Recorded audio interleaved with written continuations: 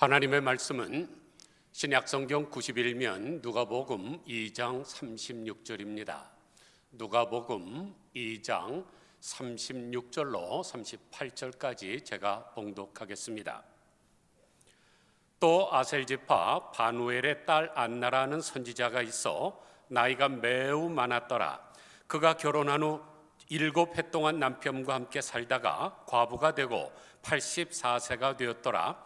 이 사람이 성전을 떠나지 아니하고 주야에 금식하며 기도함으로 섬기더니 마침 이때에 나와서 하나님께 감사하고 예루살렘의 속량을 바라는 모든 사람에게 그에 대하여 말하니라. 아멘.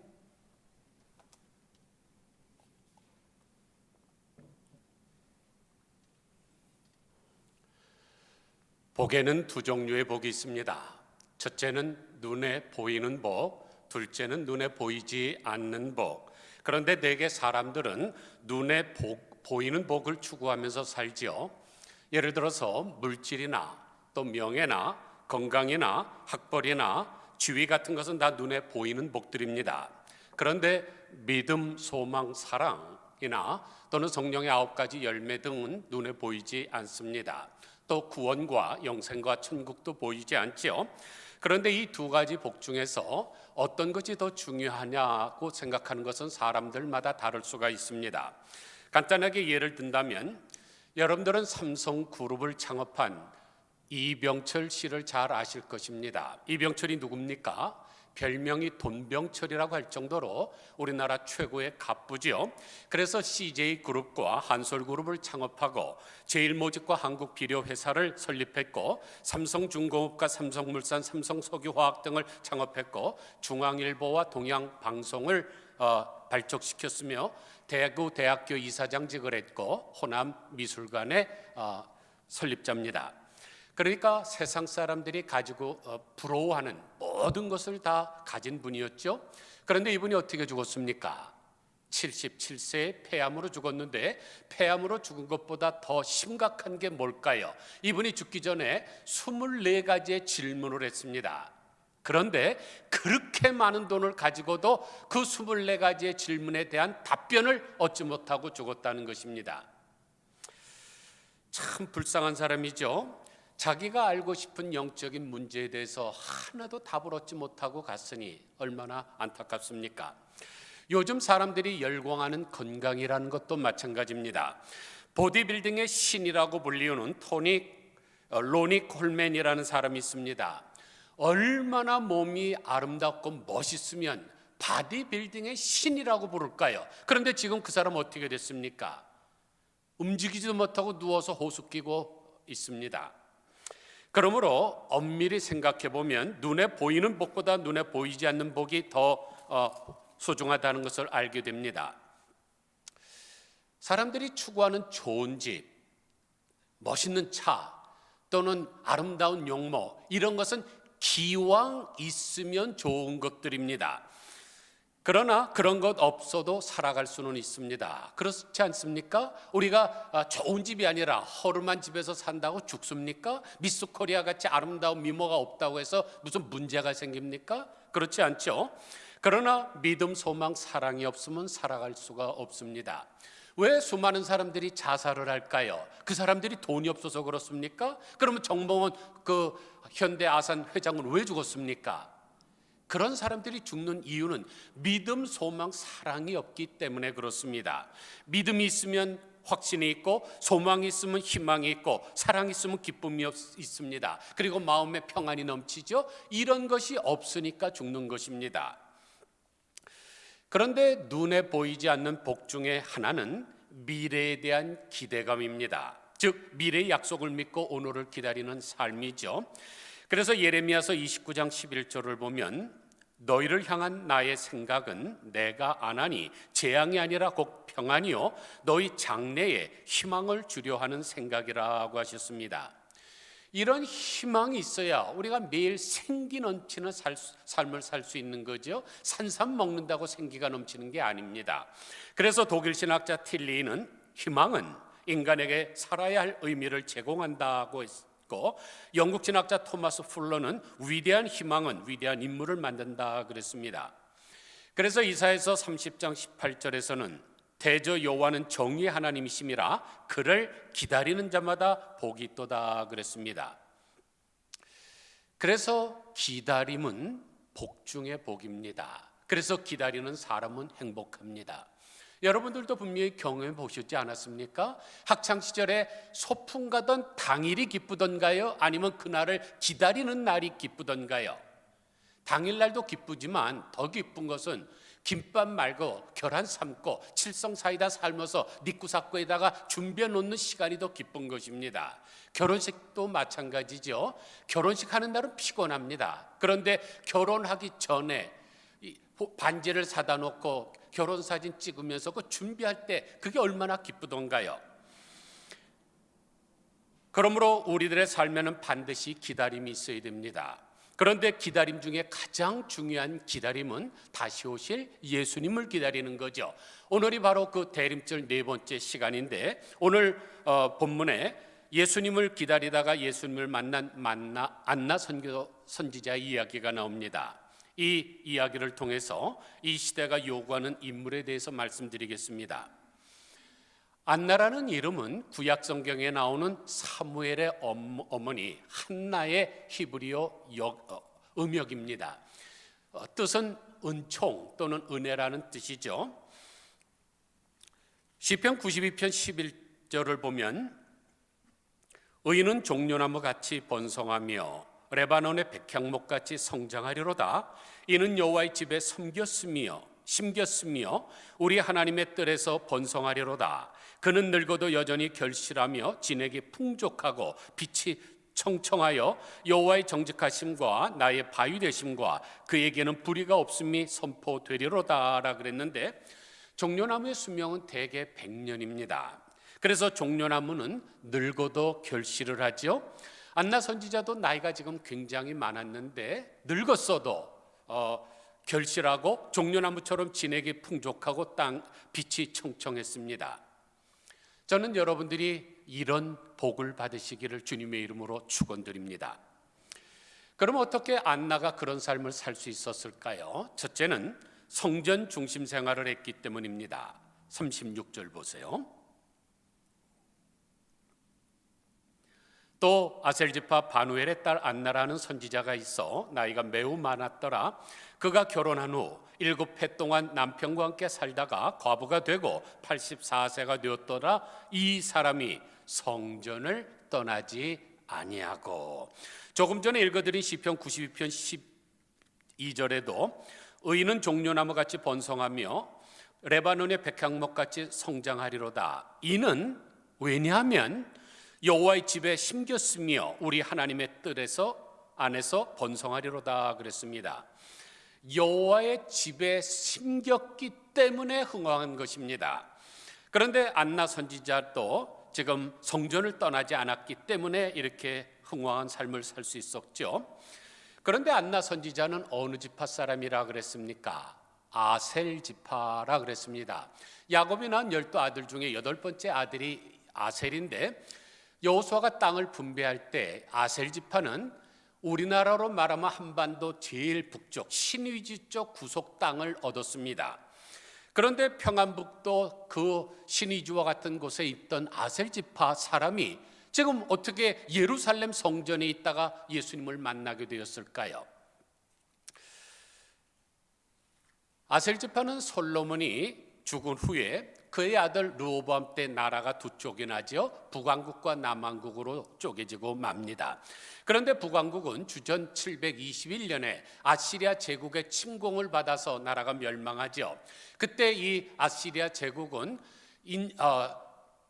인종 혼합 정치를 폈습니다. 그래서 자기 나라에 아주 별 볼 일 없는 사람들을 북쪽 이스라엘에다 갖다 심고 또 북쪽에 있던 이스라엘 사람들은 잡아가고 그래서 혼합을 시켰죠. 그런데 누가복음을 기록한 이 누가는 의사이면서 동시에 역사학자였습니다. 그런데 분명히 몇백 년이 지났는데도 안나는 아셀 지파라고 지금 밝히고 있습니다. 그러니까 안나가 살고 있던 곳은 멸망당해서 없어진 북쪽 나라가 아니라 지금 예루살렘에 지금 안나가 살고 있다는 것을 확실하게 밝히고 있습니다. 그러면 어떻게 역사에서 사라진 아셀 지파의 사람인 안나가 아셀 지파 사람들이 살았던 지역도 아니고 예루살렘에 살게 되었을까요? 이것은 우리가 역대하 30장을 통해서 추론할 수가 있습니다. 유다 왕인 히스야가 성전을 정한 후에 남왕국 지역은 물론 아시리아 제국에 멸망당했던 북쪽에게 사람을 보내서 하나님의 유월절을 지키라고 명령합니다.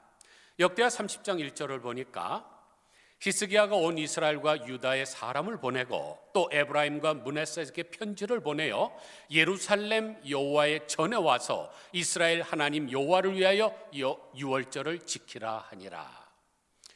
그런데 북쪽에 있던 사람들은 어땠을까요? 인종 혼합 정치로 인해서 순수한 신앙을 다 잃어버렸습니다. 그래서 왕의 명령이 있어도 예루살렘에 와서 예배를 드리지 않았는데 이 아셀 지파, 그 중에 특별히 이 안나 선지자의 몇 대 손 할아버지가 그 말을 듣고 예루살렘에 오게 된 것이죠. 그리고 예루살렘에서 유월절을 지키고 나서 그 혼합된 잘못된 신앙을 가진 사람들에게 돌아가지 않고 예루살렘에 머물게 되고 거기서 이제 안나가 태어나게 된 것입니다. 그런데 이스라엘 여자들은 12살에 바트 미츠바라고 해서 여자 성인식을 합니다. 우리나라 사람들은 뭐 성인식이 몇 살에 하나요? 뭐 19, 20, 21 보통 나라 사람들이 있는데 이스라엘 사람들은 굉장히 일찍 합니다. 12살에. 그래서 조혼하기 때문에 한 13살, 14살만 되면 결혼을 합니다. 그런데 안나가 결혼한 지 7년 동안 살았다고 하니까 한 21살쯤 됐을 것입니다. 그런데 어느 날 갑자기 남편이 죽어요. 그래서 혼자 살게 됐습니다. 얼마나 힘들었을까요? 또 얼마나 많은 유혹이 있겠습니까? 21살이면 지금도 대학교 뭐 한 3, 4학년 정도 되는 아주 꽃다운 나이 아닙니까? 그럴 때 남편이 없으니까 많은 사람들이 접근해 왔겠죠. 그런데 안나는 자기의 신세 타령을 하지 않습니다. 나는 지지리도 복이 없지, 어쩌다가 이 나이에 과부가 돼서 이 고생을 할까, 이런 탄식을 하지 않고 더 좋은 길을 찾았는데 바로 성전에 머무는 것입니다. 우리가 인생길을 어떻게 설정할 것인가, 어떤 길로 갈 것인가는 각자에게 주어진 삶이요 선택입니다. 그러나 어떤 길을 선택하느냐는 문제는 인생에서 굉장히 중요합니다. 왜 성전 중심으로 사는 것이 중요할까요? 왜냐하면 성전은 예수 그리스도의 몸이기 때문입니다. 요한복음 2장 19절을 보면 예수께서 대답하여 이르시되 너희가 이 성전을 헐라 내가 사흘 동안에 일으키리라. 유대인들이 이르되 이 성전은 46년 동안의 지역권을 내가 3일 동안에 일으키겠느냐 하더라. 그러나 예수는 성전된 자기 육체를 가리켜 말씀하신 것이라. 그래서 성전 중심으로 사는 것이 바로 주님 중심으로 사는 것입니다. 여러분 한번 생각해 보세요. 어떤 사람이 강도의 굴에서 산다고 한번 생각해 보세요. 강도 떼들과 함께 어떤 굴에서 같이 살면 배우는 게 뭘까요? 매일 어떻게 하면 다른 사람을 죽이는 것, 또 물건을 빼앗는 것, 이런 것만 배우게 되죠. 또 어떤 사람이 계속 춤추는 것을 생각한다고 생각해 보세요. 이 사람이 뭐를 하겠습니까? 카바레에 가서 술 마시고 또 여자 홀리는 것, 그런 생각만 하게 되겠죠. 그런데 주님의 성전에서 주님과 같이 살면 항상 어떤 생각을 할까요? 주님 생각을 하고 주님에게 은혜 받는 생각을 하게 되겠죠. 그래서 맹모의 삼천지교라고 맹자의 어머니가 자녀의 아들의 교육을 위해서 3번 이사한 것 아닙니까? 사무엘을 한번 보세요. 사무엘의 어머니 한나가 아들을 낳지를 못했습니다. 그러자 그가 어떻게 했습니까? 자기 신세를 한탄했습니까? 아니죠. 성전에 올라가서 얼마나 간절히 기도했는지 제사장이 볼 때 술에 취한 것 같았습니다. 사무엘상 1장 10절을 보니까 한나가 마음이 괴로워서 여호와께 기도하고 통곡하며 서원하여 이르되 만군의 여호와여, 만일 주의 여종의 고통을 돌보시고 나를 기억하사 주의 여종을 잃지 아니하시고 주의 여종에게 아들을 주시면 내가 그의 평생에 그를 여호와께 드리고 삭도를 그의 머리에 대지 아니하겠나이다. 그래서 사무엘을 얻게 되었는데, 한나는 자기가 서원한 대로 젖을 떼자마자 이 사무엘을 하나님의 성전에 바칩니다. 그런데 사무엘이 어떻게 자랍니까? 가장 위대한 지도자가 되죠. 제가 한번 말씀드린 적이 있는데, 성경에 나타난 왕, 제사장, 선지자, 이 세 가지 직분을 가진 분은 예수님밖에 없습니다. 그런데 유일하게 이 사무엘이 그 세 가지 직분을 가졌습니다.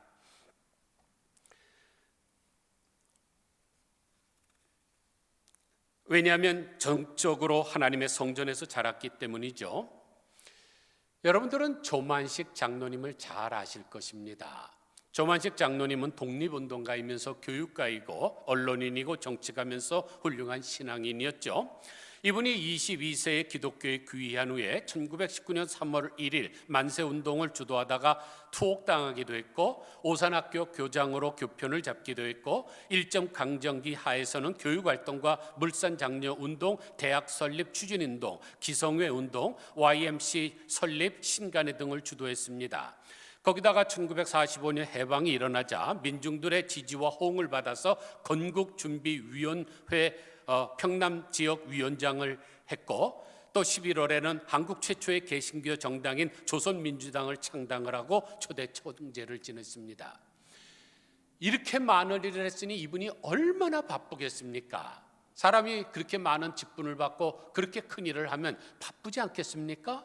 그런데 이분은 아무리 바빠도 하루에 한 번씩은 자기가 섬기는 교회 가서 주님의 몸된 교회를 돌아보고 거기서 기도했습니다. 그런데 하나님께서는 교회 중심 생활을 하는 사람들에게 복을 주십니다. 그래서 시편 84편 4절을 보면 주의 집에 거하는 자가 복이 있나이다 라고 했고, 10절에서는 주의 궁정에서 한 날이 다른 곳에서 첫날보다 나은즉이라 그랬습니다. 그만큼 성전 중심 생활은 중요한 것입니다. 그런데 어떻습니까? 이 코비드 터지고 나서 많은 사람들이 지금 교회를 떠나고 있습니다. KCM USA라고 하는 미국에서 가장 큰 기독교 단체가 있습니다. 그런데 그 단체의 조사에 따르면 지금 3년 동안 한국교회 25%가 문을 닫았다 그럽니다. 자꾸 떠나는 거죠. 그러면 떠나면 그 사람들은 뭐 하겠습니까? 분명히 골프 치러 가고 낚시하러 가고 등산 가고 캠핑 가겠죠.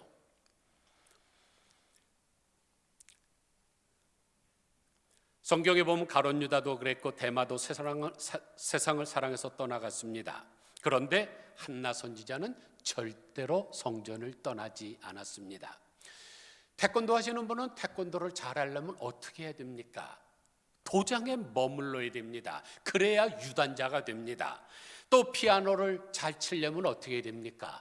피아노 학원이든지 아니면 피아노 앞에서라도 떠나질 말아야 됩니다. 또 연구실에서 열심히 연구하는 사가 위대한 과학자가 되는 것이죠. 그러므로 언제나 성전 중심 생활을 하는 사람이 훌륭한 신앙인이 되는 것입니다.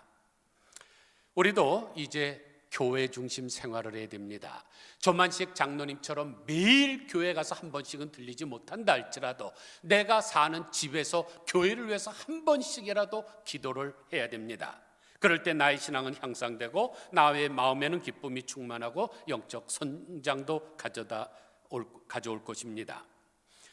둘째로 주야에 금식하며 기도하는 생활을 했기 때문입니다. 37절 하반부를 보세요. 이 사람이 성전을 떠나지 아니하고 주야에 금식하며 기도함으로 섬기더니, 여기 주야로 금식했다는 것을 볼 때 이 안나 선지자는 하루에 한 끼 먹고 아침과 저녁에는 금식을 했던 것 같습니다. 여러분들은 유영모 선생님 잘 아시죠? 이 유영모 선생님은 우리 한국 기독교 역사에 지대한 공헌을 남긴 분인데, 이분이 2살이 되자 깐디처럼 혼을 합니다. 그러니까 이제는 성관계는 다시는 안 하겠다고 선언하는 거죠. 그리고 늘 무릎을 꿇고 앉아서 하루에 한 끼만 먹으며 널판지에서 잠을 잤습니다. 그런데도 91세까지 건강하게 살았죠. 이분의 호가 다 석입니다. 무슨 뜻일까요? 세 끼를 다 몰아서 저녁에 한 번 먹는다는 그런 뜻입니다. 그래서 하루 세 끼 음식을 먹는 것은 짐승의 식사법이요, 두 끼는 사람의 식사법이요, 한 끼 음식은 신선의 식사법이라고까지 했습니다. 그러면 안나 선지자는 왜 금식을 했을까요? 여자니까 다이어트 하려고요? 아니죠. 이사야서 58장 6절을 보면 내가 기뻐하는 금식은 흉악의 결박을 풀어주며 멍에 줄을 끌어주며 압제당하는 자를 자유케 하며 모든 명예를 꺾는 것이 아니겠느냐 하는 말씀이 나오는데, 이게 바로 안나 선지자가 금식한 이유라고 생각합니다. 당시 이스라엘이라는 나라는 로마 제국의 속국이었죠. 로마 제국은 강력한 무력을 가지고 자기들이 점령한 나라에게 아주 엄한 세금을 매겼습니다. 그래서 세금을 내지 않거나 반항하는 나라는 아주 처참하게 초토화시키고 말았죠. 그러므로 이스라엘 사람들은 당시에 경제적으로 매우 어려운 삶을 살고 있었습니다. 그래서 안나 선지자는 자기 백성들이 당하고 있는 이런 결박을 풀어주고 멍에를 끌어주기 위해서 금식을 했던 것입니다. 그러면서 하나님의 나라가 속히 도래하기를 학수고대했겠죠. 그런데 기도를 하면 무엇이 생깁니까? 확신이 생기고 해야 할 일이 생각나고 마음의 평안이 옵니다. 그래서 발명왕 에디슨이라는 사람이 수많은 발명품을 했는데 10,000번 실패했다 그러죠. 그때마다 10,000번 무릎을 꿇었다 그럽니다. 그러므로 진짜 천재는 IQ가 높은 사람이 아니라 기도하는 사람입니다. 여러분들은 찬송가 482장 잘 아실 것입니다. 내 기도하는 그 시간, 1절 보면 내 기도하는 그 시간, 그때가 가장 즐겁다. 이 세상 근심 걱정의 얼매인 나를 부르사 내 진정 소원 주 앞에 낱낱이 바로 아뢰어 큰 불행 당해 슬플 때 나 위로받게 하시네. 2절 내 기도하는 그 시간 내게는 가장 귀하다. 저 광야 같은 세상을 끝없이 방황하다가 위태한 길을 떠나서 주께로 내가 이끌려 그 보좌 앞에 나아가 큰 은혜 받게 하시네. 3절 내 기도하는 그 시간 그때가 가장 즐겁다. 이때껏 지은 큰 죄로 내 마음 설고 아파도 참마음으로 뉘우쳐 다 숨김없이 아뢰면 주 나를 위해 복비로 새 은혜 부어주시네. 이처럼 기도하는 시간이 가장 즐거운 시간입니다. 그런데 혹시 아직 이런 기쁨을 못 누리는 분이 계시다면 아직 성령이 충만하지 못해서 그래요. 이런 차원에 들어가시기를 바랍니다. 셋째로 하나님께 감사하는 생활을 했기 때문입니다. 38절 보세요. 마침 이때에 나와서 하나님께 감사하고, 안나 선지자는 예수님을 보자마자 하나님께 감사를 했습니다. 그것이 안나가 평상시에 얼마나 감사 생활을 했는 줄 알 수 있습니다. 지금 안나가 고대는 했지만은 그 순간 예수님을 만날 건 모르지 않았습니까? 만났을 때 얼마나 깜짝 놀랐을까요? 사람이 그런 순간에 제일 먼저 나오는 반응이 그 사람이 평상시에 가지고 있는 습관입니다. 그런데 보자마자 감사한 거, 평상시에 얼마나 감사 생활을 했는지 우리가 알 수 있습니다. 그런데 하나님께서는 감사하는 사람을 크게 쓰십니다. 여러분은 토크쇼의 여왕이라고 하는 오프라 윈프리를 잘 아실 것입니다. 전 세계 132개국 1,400만 명의 시청자를 웃고 울리는 쇼 진행자로 유명하죠. 이분은 세계 모든 연예인 중에서 가장 많은 수입을 올리고 있고 재산은 10억 달러나 됩니다. 그런데 원래 이 여인은 지독하게 가난한 흑인 가정의 미혼모의 딸로 태어난 여성입니다. 그리고 어려서 9살 땐가 성추행을 당하죠. 그리고 14살 때는 애를 낳는데 여러 남자에게 당해갖고 이 애의 아버지가 누군지도 몰랐습니다.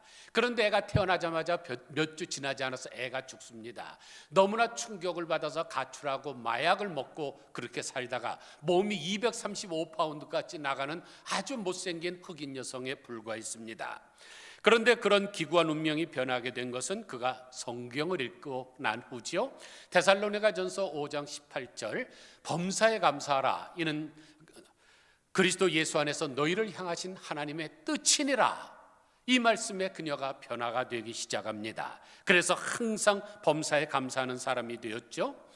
그래서 그녀가 쓴 일기를 보면 이런 감사가 넘쳐나고 있습니다.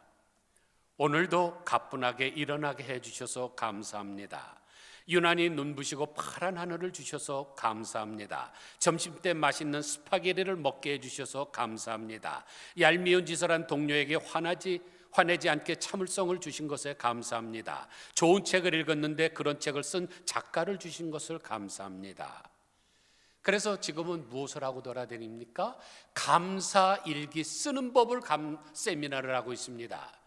그녀가 요구하는 것은 하루에 몇 장씩 감사를 쓰라는 게 아니에요. 짧은 구절 하나만 쓰라. 지금 이 여자가 본을 보이지 않았습니까? 점심에 스파게티 먹은 거 감사합니다. 아니, 세계적인 갑부가 뭐 스파게티 먹은 게 뭐가 그렇게 감사하겠습니까? 그런데 정말로 그렇게 사니까 그렇게 된다는 것이죠. 심지어 타임즈의 표지 모델이 된 까닭도 감사했기 때문입니다. Thank you, 오프라. 그녀의 별명은 감사입니다. 그러니까 그녀는 감사가 힘의 원천임을 깨닫고 매일 감사했기 때문에 세계적으로 위대한 인물이 된 것입니다. 사랑하는 성도 여러분, 범사에 감사하시기를 바랍니다. 하나님께서는 감사하는 자에게 복을 주시고 크게 쓰십니다. 그래서 시편 50편 23절을 보면 감사로 제사를 드리는 자가 나를 영화롭게 하나니 그 행위를 옳게 하는 자에게 내가 하나님의 구원을 보이리라고 약속하십니다. 여기서 말씀하시는 구원은 그냥 우리가 구원받고 천국 가는 것만 얘기하는 것이 아니죠. 이 땅에서 필요한 모든 것을 다 약속하시는 대명사입니다. 그러므로 감사로 예배를 드리는 자가 영혼이 잘되고 범사가 잘되고 강건해집니다. 넷째로 복음을 전파하는 생활을 했기 때문입니다. 38절 하반부 보세요. 예루살렘의 속량을 바라는 모든 사람에게 이 아이에 대하여 말하니라. 안나 선지자는 예수님을 만나자마자 모든 사람에게 예수님에 대해서 전파를 했습니다. 왜냐하면 그것도 생활화되어 있었기 때문이죠. 그런데 예루살렘의 속량을 바라는 모든 사람에게 이 복음을 전했다고 하니까 어떻게 했을까요? 성전 밖으로 뛰쳐나간 것이죠. 이것은 마치 수가성 여인과 동일합니다. 요한복음 4장 28절을 보면 여자가 물동이를 버려두고 동네에 들어가서 사람들에게 이르되 나의 행한 모든 일을 내게 말한 사람을 와보라, 이는 그리스도가 아니냐 하니. 그러니까 수가성 여인도 예수님을 만나자마자 자기가 가지고 있는 물건을 내려놓고 마을로 뛰어나가서 복음을 전했던 것입니다. 사랑하는 성도 여러분, 여러분 지금 얼마나 복음을 전하고 계십니까? 마가복음 16장 15절을 보면 너희는 온 천하에 다니며 만민에게 복음을 전파하라 하셨고, 디모데후서 4장 2절에서는 너희는 말씀을 전파하라, 때를 얻든지 못 얻든지 항상 힘쓰라 그랬습니다. 그런데 우리에게 주어진 이 사명을 완수하지 않는다면 그것은 직무유기고 또 더 나아가서 사명망각입니다. 분발하셔야 됩니다. 오늘 우리 대림절 네 번째 주일에 주님을 간절하게 고대했던 안나 선지자를 통해서 교훈을 받았습니다. 안나 선지자가 늙었어도 결실하며 진액이 풍족하고 빛이 청청했던 까닭은 첫째로 성전 중심 생활을 했기 때문이요, 둘째로 주야에 금식하며 기도하는 생활을 했기 때문이요, 셋째는 하나님께 감사하는 생활을 했기 때문이요, 넷째는 복음을 전파하는 생활을 했기 때문입니다. 아무쪼록 우리도 안나 선지자와 같이 성전 중심 생활, 기도 중심 생활, 감사 중심 생활, 복음 전파 중심 생활을 하심으로 주님도 만나고 주님으로부터 놀라운 복을 받는 우리 모두 다 되시기를 주님의 이름으로 간절히 축원드립니다. 기도하겠습니다. 하나님 아버지, 마지막 대림절 주간에 안나 선지자를 통해서 말씀을 들었습니다. 아셀 지파는 여호수아가 땅을 분배할 때 함경북도 저 제일 꼭대기 압록강변 시느주 옆에 있는 그런 지방인데, 히스기야 왕이 너희는 예루살렘에 와서 유월절을 지키라 그럴 때 안나의 몇 대조 할아버지가 내려왔던 것 같습니다. 그리고는 인구 혼합 정치에 빠져 있는 그런 사람들과 물들지 아니하고 순수한 신앙을 지키기 위해서 예루살렘에 거주하다가 또 안나를 낳았고, 결국 안나도 성전을 떠나지 아니하고 주님을 간절히 고대하다가 아기 예수님을 만나는 것을 우리가 살펴봤습니다.